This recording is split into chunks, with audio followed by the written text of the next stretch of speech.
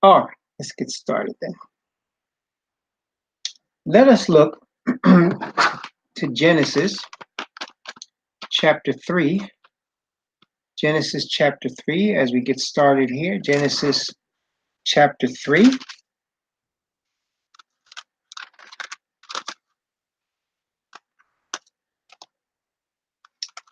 And let us look at the tragic situation that caused us to be in this mess that we're in.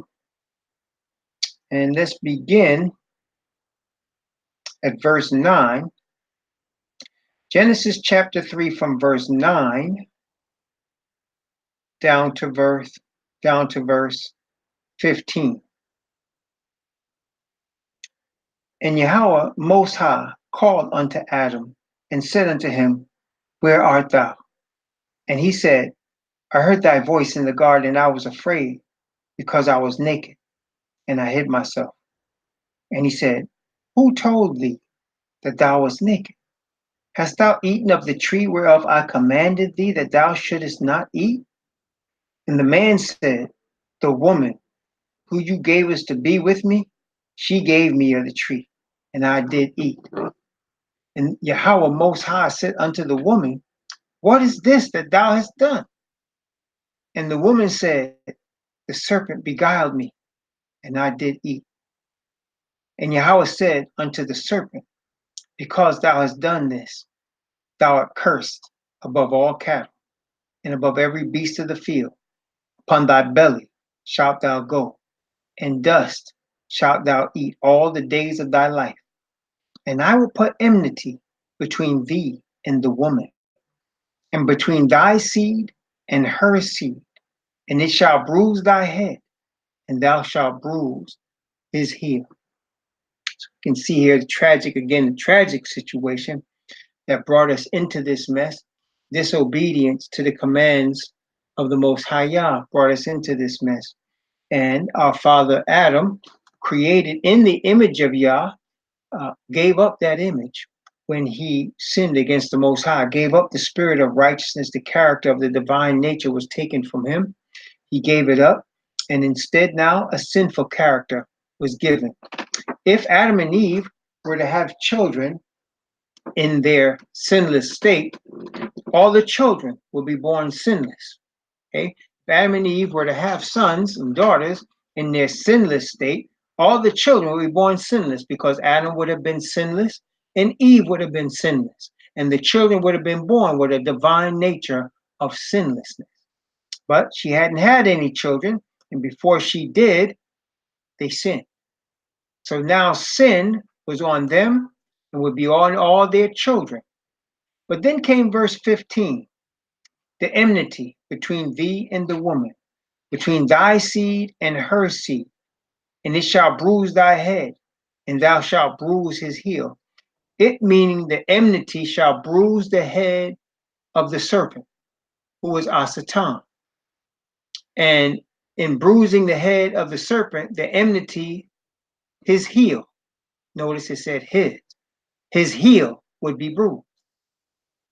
Now, that enmity is the Messiah and the seed. Now, all people come from the woman Eve, but yet there was a difference made between the seed of the woman and the seed of the serpent. Well, we understood that from the Gospel of John. Notice the Gospel of John, chapter 8.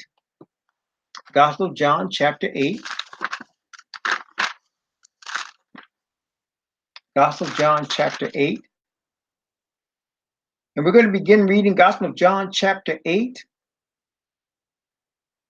And we have read this before, of course, but this is, this is very apropos to what we're talking about here. Gospel of John, chapter 8, from verse 33 down to verse 38. Gospel of John, chapter 8, verse 33 down to verse 38.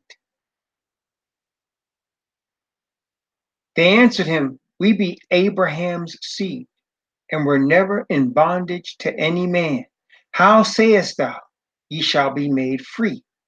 Yahweh shall answer them, Verily, verily, I say unto you, whosoever committeth sin is the servant of sin. And the servant abideth not in the house forever, but the Son abideth abideth ever. If the Son therefore shall make you free, ye shall be free indeed. I know that ye are Abraham's seed, but ye seek to kill me, because my word have no place in you. I speak that which I have seen with my Father, and ye do that which ye have seen of your father. So here you have a situation where Messiah is speaking to people that are also Semitic Hebrew Israelite people of the nation. He's admitting to them that yes, you are Abraham's physical bloodline seed. But he's also telling them that you are all the servants of sin. And as the servants of sin, you're serving your father. Though they were all coming from Abraham's seed, the woman that bore Messiah and the women and men that bore these people all came from Abraham's seed. Yet Messiah is saying, I do that which I have seen of my father, and you do that which you have seen with your father. I will put enmity between on the woman, and between thy seed and her seed. All of us born in sin are servants of sin. Until Messiah sets us free, we are servants of sin. The woman's seed is the seed that should be set free. The woman's seed is the enmity that would set us free. Messiah. Testing 1, 2, 3. So through Adam, all people are made sinners. Through Messiah, those that receive Messiah are made righteous. Okay? So Messiah is this enmity that should come forth from the woman that will create a different seed. A different seed between those that are sinners and those that have been made righteous. So if we commit sin, we are servants of sin. All of us are born servants of sin. In order to be made righteous, we must be born again. We have to be born again of the Father's Spirit of righteousness. We receive that, of course, by presenting ourselves to the Father as repentant sinners who are servants of sin, and asking the Father to make us his servants of righteousness. Yes, the enmity is Messiah, who would come between the seed of the devil, Satan, and the seed of the woman, Eve, whose seed should be saved. Okay. Eve is the mother of the nation of Israel because she's the mother of all living. Adam is the father of the nation of Israel because he's the father of all living. But the seed is started to count from Abraham. Abraham was the one chosen. Abraham was the one to whom was given the promise that his seed should be blessed forever and that through his seed the earth would be blessed. And so Abraham is the man that is the beginning part of the nation of Israel, though all people, even heathen, come from Adam and Eve. So let's continue now. Romans chapter 6. That's right. Abraham's seed is counted Hebrews because Abraham was a Hebrew. Now, not all of Abraham's seed are Hebrew Israelites. Not all of Abraham's seed are Hebrew Israelites. Abraham is a Hebrew because he is the seed of Eber, who is the father of Hebrew. Eber. Abraham is a descendant of Eber. So is Yishmael. Enmity means a difference, a wall, a block, something between you, like a wall that's between two people. That's an enmity. Something that will stop you from getting to each other. A separation. That's the word I'm looking for. It's a separation. It's a separation. I will create a separation between you and the woman, between your seed and her seed. Separation. Yeah, that's right. So now let's look now again at Romans chapter 5. And let's begin where we stopped off, because all this relates to this very thing. So let's look at Romans chapter 5, and let's start at verse 12. Let's start at verse 12 alone, right, for right now. Wherefore, as by one man sin entered into the world, and death by sin, so death passed upon all men, for all have sinned. Okay? Based on what we just read. Who was the one man by whom sin entered into the world? Who was the one man by whom? That's right, it was Adam. That's right. So through one man, sin entered into the world. So until Adam ate of that fruit, sin was not in the earth. It could not spread.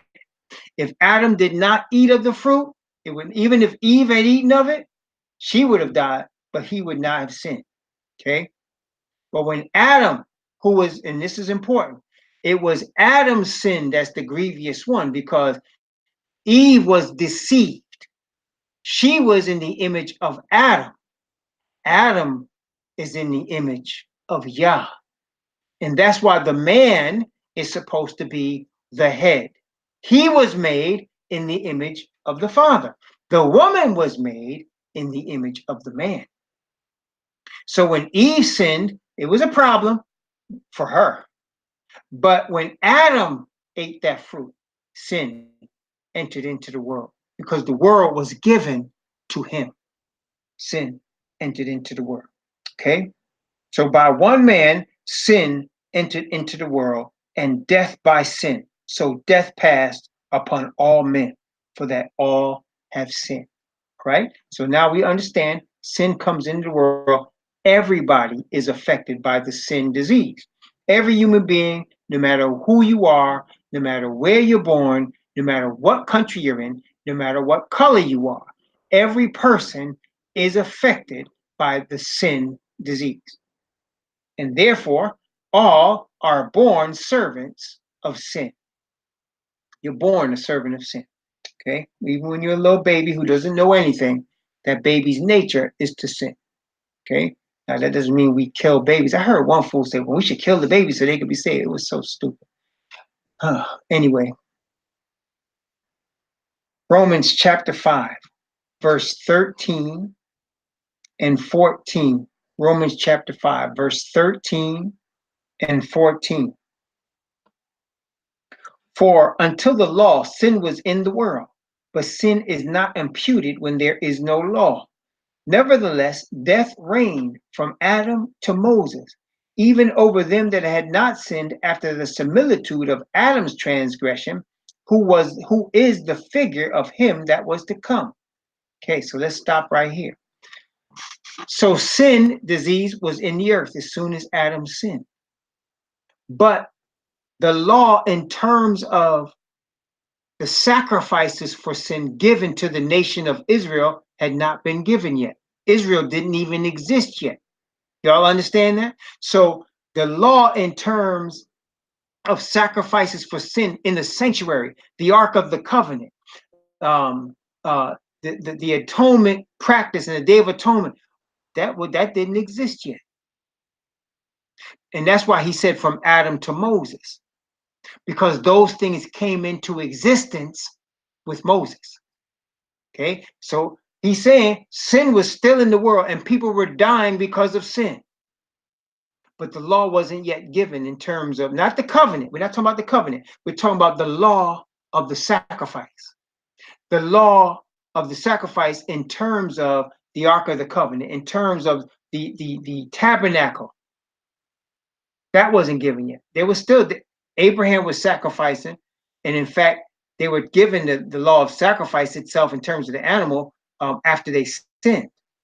But there was no tabernacle, there was no Ark of the Covenant, there was no high priest. All of that did not exist until Moses. There was no Jubilee. All of that did not exist until Moses. Everybody follow me. Testing 1, 2, 3. There was no Jubilee. There was no promised land given until Moses. Okay, that's why he said, nevertheless, death reigned from Adam to Moses, even over them that had not sinned after the similitude of Adam's transgression. What does that mean? That means Adam was the worst sinner of all, because by Adam's sin, all the earth is now in sin. Okay? If somebody else had sinned after Adam, you couldn't blame him.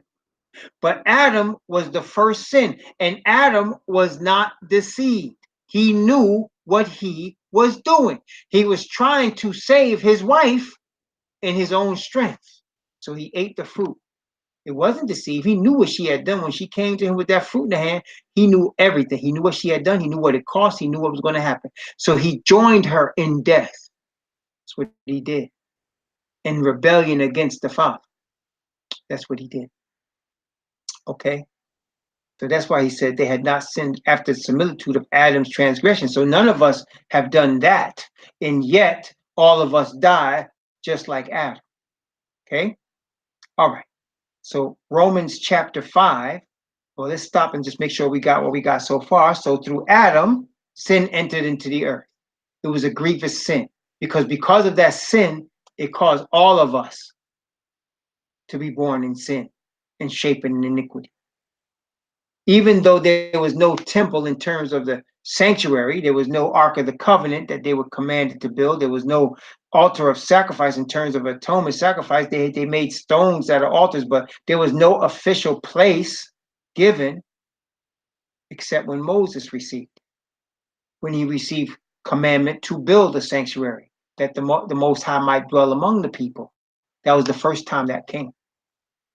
Yet still, and why that's important is because after that was created, sin was taken care of by that process, the process of killing the animal at the altar of sacrifice given by the Most High to Moses.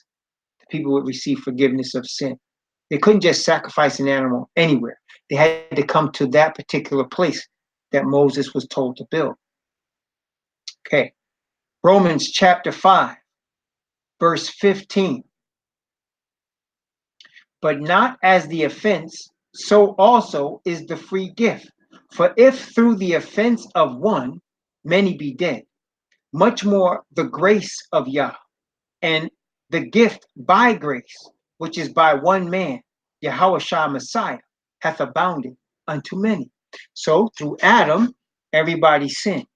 But grace allowed the Father to give us Messiah, that through him we might obtain the favor of the Father and overcome sin. Okay, so one man, Adam, caused sin to come on the earth. One man, Messiah, will destroy sin. Testing 1, 2, 3. Everybody got that?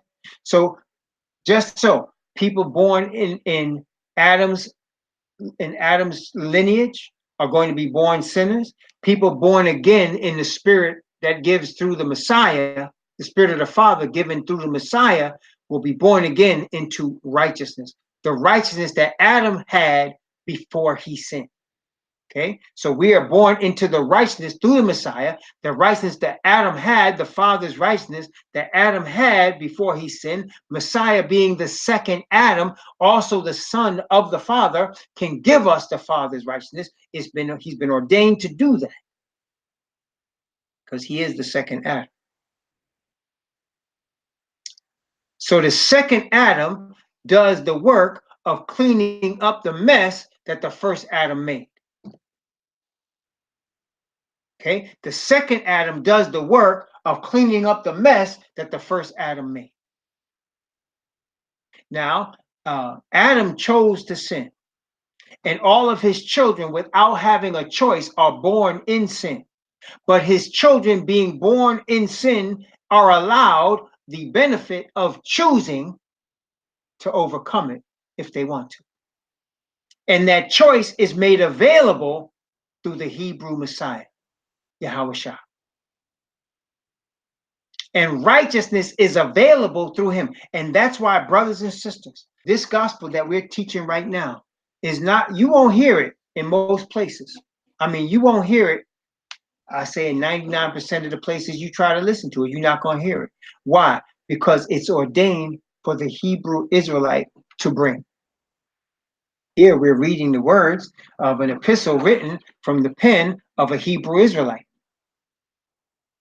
Is ordained for the Hebrew Israelites to bring this word. So you will not hear this message. You will not hear it. You'll hear stuff that sounds a lot like it, but the power won't be available. But through the Hebrew Israelite, the power is available because Messiah is a Hebrew Israelite. Messiah is a Hebrew Israelite. And so through a Hebrew Israelite, you're going to hear this word and you're going to receive this power. If you're a Gentile, you come on. And through the Hebrew Israelite, you will receive this word and you will receive righteousness. Okay? That is why Satan, in his deception, he had to mar or disfigure or misrepresent who Messiah is. He has to make Messiah something other than a Hebrew Israelite. He has to make Messiah different. He has to make Messiah almost a Gentile. He has to make Messiah look like a Gentile, sound like a Gentile, act like a Gentile. He has to take away everything that makes Messiah a Hebrew Israelite. He has to change his color. He has to change his hair. He has to change his message to a message that we're all under grace and there's no law. He has to change it. And that perverted message is the basis from which Christianity teaches. So that in Christianity, you get one of two extremes, both wrong. Either you're under grace and you're saved under grace, or you need to keep the commandments by your works and your good deeds outweigh your bad deeds, both of which are wrong. You're not under a grace that causes you to not keep the commandments, and no, your good deeds will not cause you to be justified or made righteous. You need the spirit of righteousness from the Father. You need the blood of the Messiah, the Hebrew Israelite Messiah that was shed for you, the Hebrew Israelite Messiah, shed for the nation of Israel first and also through them to the Gentiles. Okay? And until you understand that and receive it, you cannot receive the power of righteousness that comes from the Father. Because he has a specifically ordained path by which you receive this righteousness. Now, the Israelite people, Kaffa was a surprise when he came to Cornelius and he gave Cornelius the word, and Cornelius received that righteous spirit from the Father. Kaffa was shocked because he did not know that the ordained path would also include Gentiles. But we obviously see that it did. But the point we need to understand and make is that Gentile received that truth, that light-giving power, and all of his family received it from the lips of a Hebrew Israelite. And so after the rejection from our fathers rejected Messiah, and then we were scattered into captivity into all nations. And then those that were faithful died off. And then there was a compromise made with the pagans in the 3rd century with Constantine, 3rd or 4th century, excuse me, with Constantine. And then Christianity was born, and that gave them, the pagans, that is, the heathen, an opportunity to create their own religion, to create their own domination through religion, which is why we are where we are right now, where the world is in serious trouble. And if it wasn't that the Most High Yah was causing his angels to hold back the winds from the 4 corners of the earth, these heathen would have destroyed us off this earth many times over. But because of the Hebrew Messiah, that is the high priest in the most holy place of the sanctuary in the 3rd heaven, because of him and because of the righteousness he is now putting on his chosen, the earth has grace right now. So that when you start to see this crazy president running around acting like he wants to start war with people that we don't want to fight, don't worry about it. It's not in his control. It's in control of the 4 angels who are holding back the winds of strife. But make no mistake, the plagues have already begun. You've seen the plagues already coming. The plagues already coming. Bugs and different types of bugs eating up the crops and the food being degenerated so that you don't hardly get your vitamins and minerals from it. And then your air getting messed up and the global warming. It's already coming. And it's affecting everybody right now. But brothers and sisters, when 144,000 is sealed, them last 7 plagues are gonna come in. When them last 7 come, that's gonna be it right there. So right now, we are being shown in Romans chapter 5, sin came through Adam. Messiah was brought forth to bring forth righteousness and clean up the mess that Adam made with his choice to sin. So that any person of Adam's bloodline, that includes Abraham's bloodline and those not of the bloodline of Abraham, any person can come through this Hebrew Messiah who is ordained to be a Hebrew Messiah because of the promise to the Hebrew Abraham and the Israelite David of the tribe of Judah, of the nation of Israel. So the Hebrew Messiah, the Hebrew Israelite Messiah comes forth. He comes forth to redeem his people that have been lost in sin.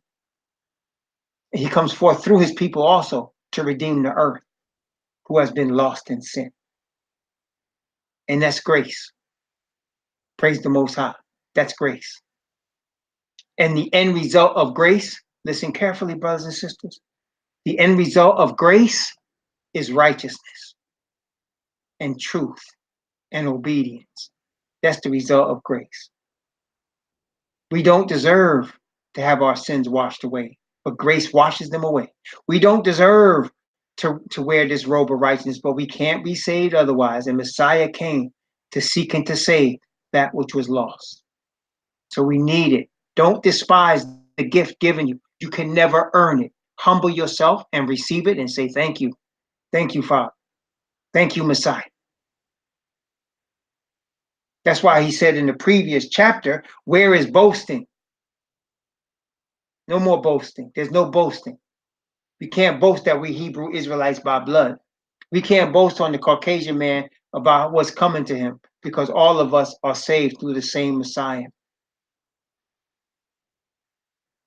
And the order is by the Father. Praise the Most High. I did not say man came from the woman. The Father did that. I did not say the Hebrew Israelite nation is chosen. The Father did that. I did not call them the apple of the Father's eye. He did. So the order is by the Father. But all of us are saved by the same blood of the Hebrew Israelite Messiah. Romans chapter 5. Yeah, he's not a Baptist Messiah. He's not a Pentecostal Messiah. He's not even a Christian Messiah. He's not a Christian. He's a Hebrew Israelite. And he will always be a Hebrew Israelite.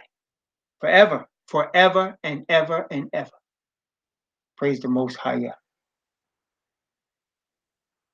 Romans chapter 5, verse 16 and 17. Watch this now. Watch closely. Romans 5, 16 and 17. And not as if it was, and not as it was by one that sinned, so is the gift. For judgment was by one to condemnation, but the free gift is of many offenses unto justification. For by one man's offense death reigned by one, much more they which receive abundance of grace and of the gift of righteousness shall reign in life by one, Yahushua the Messiah. So let's look at this now. So he said, one sinned and condemnation came to all by one that sinned. So this is again what he's talking about. When he's talking about you're not under the law, what is he saying? You're not under the what? The condemnation that the law brings to the sinner. Does that make sense, brothers and sisters? When you are a sinner, the law condemns sin because the law is a transcript, is a copy of the Father's divine, perfect righteousness. Therefore, anything that goes against the covenant is sin and therefore condemned as sin. And the wages of sin is death. So when he says you're no longer under the law, he's not talking about you're no longer obligated to be obedient. He's saying you're not under the condemnation that the law brings to the sinner. Okay? That's why he mentioned here condemnation in verse 16. He's going to say it again also in chapter 8. But he's talking about here, by one to condemnation, but the free gift is of many offenses to justification. Okay? So, the free gift of righteousness causes us to be causes us to be declared innocent. And by being declared innocent, we are declared righteous before the Most High, not by our own righteousness, but through the grace given, through the righteousness given through Messiah, that is the Father's righteousness.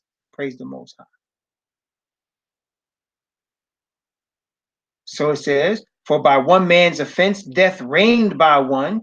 Death reigned. That means death was on everybody. Much more, they which receive abundance of grace and of the gift of righteousness shall reign in life by one. Yahweh Shah Messiah, reign, which means, what does it mean to reign? That doesn't mean we kings in this life right here in our enemy's land on the earth. What does it mean? It means you overcome sin. Let's just give you a sister verse for that. Let me give you a sister verse for that.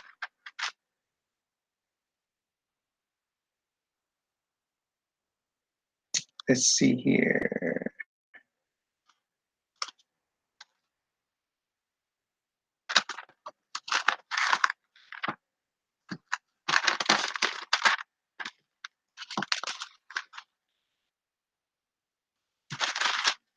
Second Corinthians chapter 10. 2 Corinthians chapter 10.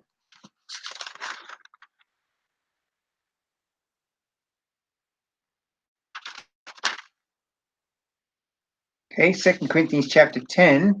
We're going to read from verses 1 to 6 with the focus on verse 6. 2 Corinthians chapter 10, 1 to 6 with the focus on verse 6. Notice what it says here. Now I, Paul, myself beseech you by the meekness and gentleness of Messiah, who in presence am base among you, but being absent am bold toward you. But I beseech you that I may not be bold when I am present, with that confidence wherewith I think to be bold against some, which think of us as if we walked according to the flesh. For though we walk in the flesh, we do not war after the flesh. For the weapons of our warfare are not carnal, but mighty through Yah, to the pulling down of strongholds, casting down imaginations and every high thing that exalted itself against the knowledge of Yah, and bringing into captivity every thought to the obedience of Messiah, having in a readiness to revenge all disobedience when your obedience is fulfilled. See, there it is. Having in a readiness to revenge all disobedience when your obedience is fulfilled. How do you revenge disobedience? That means the things you used to do, you don't do anymore. You're seeking to do works of righteousness. You're seeking to, and notice he started off talking about the meekness of Messiah. Meekness means calm, cool, collected. You can only be calm, cool, and collected when you know everything is good. When you know it's mind over matter. Because you don't mind, it don't matter. The meekness and gentleness of Messiah. Moses was called the meekest man on the earth. The meekest man in the earth. That means he was cool under pressure when people were accusing him. He was cool and calm. He didn't trip. And Paul says, in the calmness, in the coolness, and I'm telling you, in the gentleness, I'm giving it to you. You're going to have power to overcome all your sin. And you're going to revenge your disobedience when your obedience is fulfilled. Your obedience is fulfilled by the righteousness of the Father through Messiah. Your obedience is fulfilled. Let's go back to Romans chapter 5 now. Romans chapter 5. Let's start at verse 17 and go from verse 17 down to verse 19. Romans chapter 5, verse 17 to 19. For if by one man's offense death reigned by one, much more they which receive abundance of grace and of the gift of righteousness shall reign in life by one, Yahushua the Messiah. Wherefore, as by the offense of one judgment came upon all men unto condemnation, even so by the righteousness of one the free gift came upon all men unto justification of life. For by one man's disobedience many were made sinners, so by the obedience of one shall many be made righteous. There it again, here it is again. The second Adam cleaning up the mess that the first Adam created with his sin. The second Adam bringing perfect righteousness acceptable to the Father, that all who receive him will be made righteous and be obedient. Praise the Most High Yah. Obedience is a spirit. It comes from another spirit of righteousness. Praise the Most High Yah. Romans chapter 5, verse 20 and 21. Romans 5, 20 and 21. Moreover, the law entered that the offense might abound, but where sin abounded, grace did much more abound. That as sin hath reigned unto death, even so might grace reign through righteousness unto eternal life by the Messiah, Yahushua, our Savior. Now look, when it said the law entered, that's again, it's not talking about the covenant.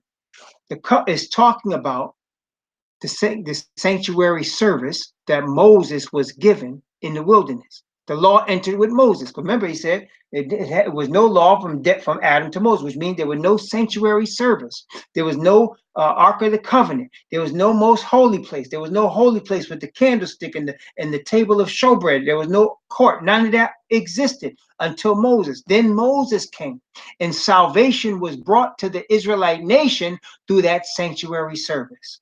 They were to give their animal sacrifices there. The blood was taken into that ark, apartment, and then taken into the second apartment once a year. But it was taken every day into the first apartment, twice a day, for sin. Okay, morning and evening sacrifice for sin, twice a day. All right. Now that came, and then people from that sanctuary service understood sin and understood the cost of sin and how blood had to be shed to remove sin. And so now, with that understanding, the people have a clear view of how bad sin is. And he's saying that as bad as sin is, grace is more powerful. Because through grace given, righteousness comes. And righteousness causes you and I to overcome sin so that we don't have to make any more animal sacrifices. Messiah made that one sacrifice, and that we can overcome sin through that sacrifice forever. Praise the Most High Yah. We can overcome sin forever. Perfection through righteousness is given to us as a gift. Okay. This was a powerful chapter. We praise the Most High. This was a powerful chapter. I'm going to stop here. I'm going to stop here.